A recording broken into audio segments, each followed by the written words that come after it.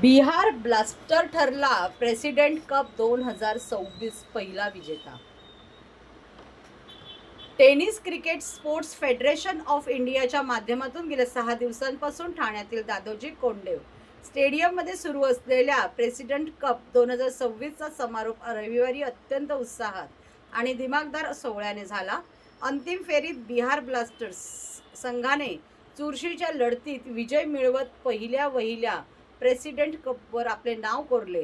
Tennis cricket sports federation of इंडियाच्या माध्यमातून 31 मार्चपासून राष्ट्रीय स्तरावरील प्रेसिडेंट कप 2026 स्पर्धेला सुरुवात झाली होती.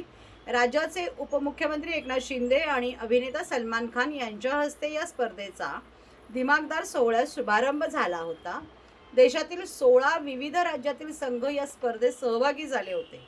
विविध साखळी सामन्यातून बिहार आणि उत्तर प्रदेश संघ अंतिम सामन्यात एकमेकांसमोर उभे ठाकले होते. अखेर चुरशीच्या सामन्यात बिहार ब्लास्टर्स संघाने विजय मिळवला. या सांगता समारंभाला बॉलिवूडचे दिग्गज अभिनेते संजय दत्त आणि सुनील शेट्टी यांची विशेष उपस्थिती लाभली होती.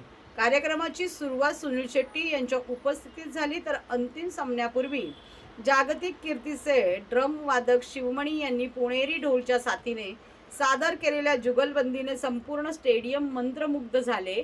या सादरीकरणामुळे सोहळ्याची रंगत अधिकच वाढली.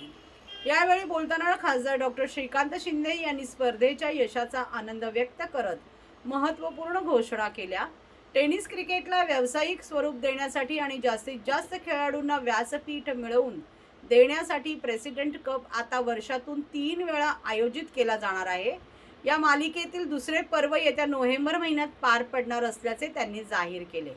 विजेत्या बिहार ब्लास्टर्स संघाचे अभिनंदन करतानाच डॉक्टर शिंदे यांनी स्पर्धेत सहभागी झालेल्या सर्व खेळाडूंच्या खिलाडू वृत्तीचे आणि आयोजक समितीच्या नियोजनाचे कौतुक केले. क्रीडा रसिकांनी दिलेल्या उदंड प्रतिसादामुळे ही स्पर्धा यशस्वी झाल्याचे त्यांनी नमूद केले. 1 कोटी रुपयांचे भव्य पारितोषिक खेळाडूंना प्रोत्साहन देण्यासाठी या स्पर्धेचे बक्षीस स्वरूप अत्यंत भव्य ठेवण्यात आले आहे. विजेत्या संघाला 1 कोटी रुपये आणि उपविजेत्या संघाला 50 लाख रुपये इतकी मोठी रक्कम बक्षीस स्वरूपात देऊन गौरवण्यात आले.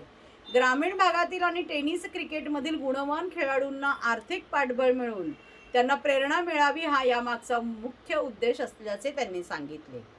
या सोहळ्याला राज्याचे उद्योग व मराठी भाषा मंत्री तथा टेनिस क्रिकेट स्पोर्ट्सचे फेडरेशन ऑफ इंडियाचे कार्याध्यक्ष डॉक्टर उदय सामंत, मंत्री दादा भुसे, खासदार नरेश म्हस्के, विधान परिषदेचे माजी उपसभापती नीलम गोरे, भारताचे माजी क्रिकेटपटू चंद्रकांत पंडित, प्रवीण आमरे, अंडर-19 भारतीय महिला संघाची क्रिकेटपटू हार्ले गाला, आमदार Rajesh More, Ravindra Phatak, tennis cricket sports federation of India Maharashtra zone 1 चे अध्यक्ष अभिजित दरेकर यांच्यासह फेडरेशनचे सर्व प्रमुख पदाधिकारी आणि मान्यवर उपस्थित होते.